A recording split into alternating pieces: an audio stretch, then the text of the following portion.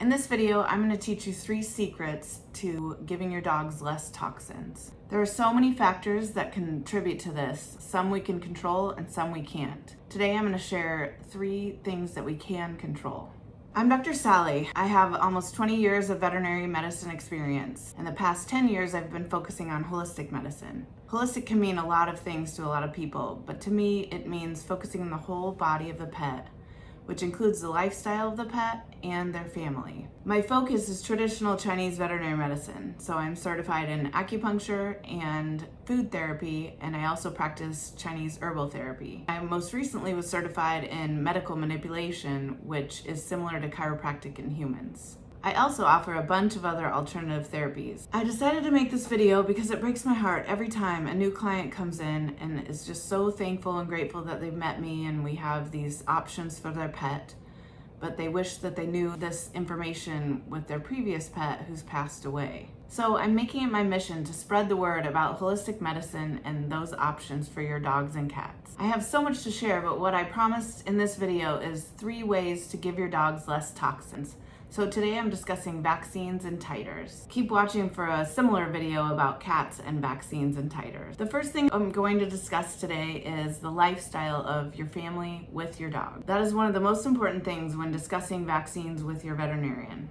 It drives me crazy when veterinarians give a cookie cutter plan to every dog that comes into their hospital. The choices of your vaccines for your dog depends on the lifestyle of you and your family. What I thought I would do here quickly is go through each vaccine and just discuss what part of your life they have to do with.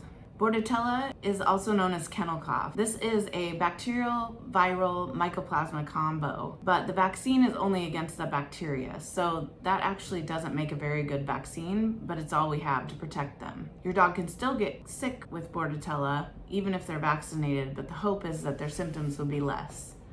This is for a lot of dogs in an enclosed space, so that would be boarding, grooming, daycare. Some groomers don't require it if they don't have a lot of dogs in their space. So if your dog doesn't go to daycare, never boards, I wouldn't recommend giving this vaccine.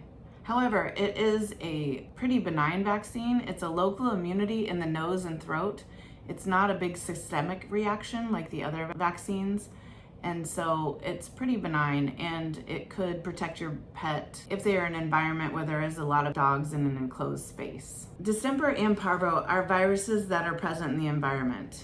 Your dogs do need to be protected from these. I still do see Parvo, and it can be fatal, but I only see it in unvaccinated dogs. However, there is another secret that I'm going to talk about, so stay tuned to hear more about that. Influenza is a vaccine that is sometimes required by boarding kennels and grooming kennels. In my opinion, if you have to board your dog, I would find a place where they don't require this vaccine. Leptospirosis is a bacteria that is carried in the urine of wildlife.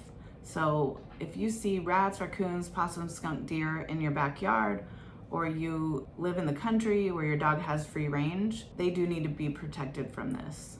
However, this is very rare, but if your dog does get sick with this, it can cause liver and kidney failure in dogs, and it can be transmitted to humans. Recently, the American Animal Hospital Association, which is sort of like the CDC for humans, made lepto a core vaccine, which is like rabies, distemper, and parvo. I'm not sure I agree with this, but that was the decision made recently. On this vaccine, I typically tell people that they need to decide what the risk is. If they see these wildlife and they are worried about it, then they should vaccinate. But my clients who want to do less vaccines, I tell them about the risk and that it is a minor risk, but when it happens, it's a big deal. Lepto can be tested for, but it's not a very straightforward diagnosis. And it also can be treated if you catch it early enough. So it's sort of a complicated one that needs to be discussed with your veterinarian. There are Lyme vaccines, but in my area, I don't recommend vaccinating for this, and we just focus on good tick protection, and that's a whole nother video, so stay tuned for that. You may need to discuss this with your veterinarian if you're in a high tick burden area. The last vaccine I'll talk about is rabies.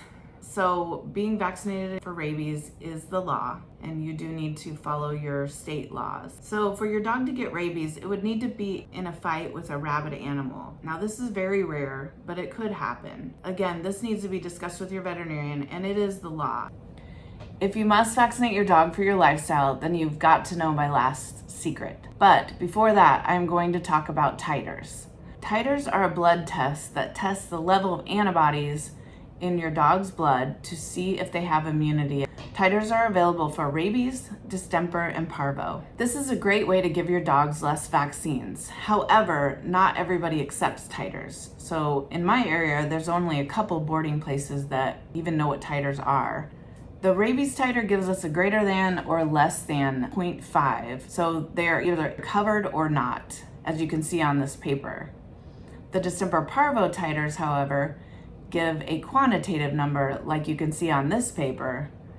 Once they are below the protected level, then it's recommended to vaccinate your dog against these viruses. I recommend doing titers annually for your dog. And then the cool thing about the distemper parvo, they are separately titered, and so you can see if one or the other is still protective and the other is not. I offer the distemper alone and parvo alone vaccines.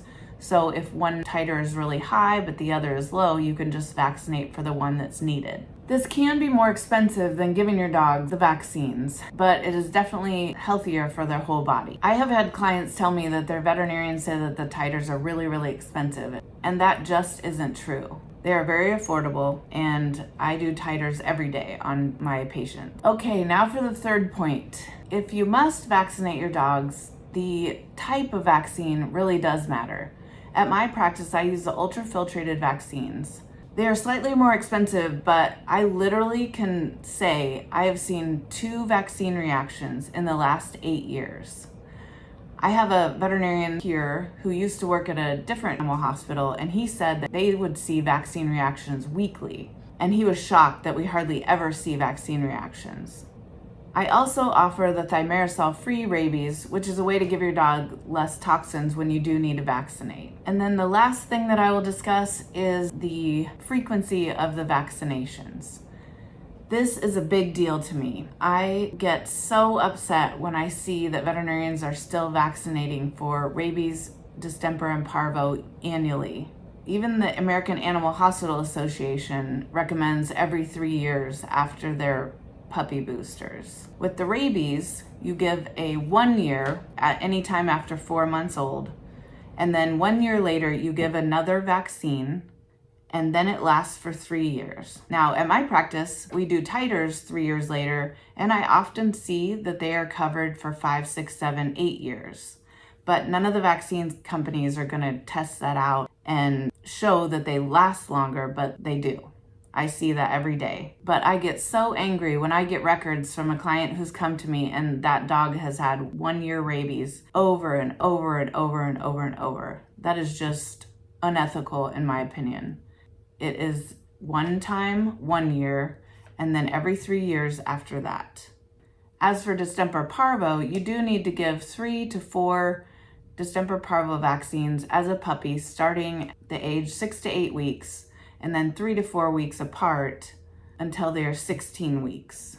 I have found that if you start the vaccinations for the puppy between 6 and 8 weeks and you give them 3 times, they do make a good titer, or most of them anyway. Here's a quick story. I had a client with 2 puppies from the same litter, and they wanted to do less vaccines, so we boosted the puppies each the same. One was a female, one was a male. They had, I can't remember if it was 2 or 3 distemper parvo vaccines, and then a month later we titered. And it was very interesting to see that one of the puppies made a huge response and had really high numbers, and the other puppy made a much lower response.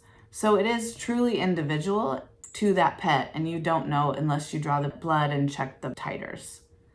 That also shows you can't make assumptions that a litter would be the same just because you vaccinated them the same.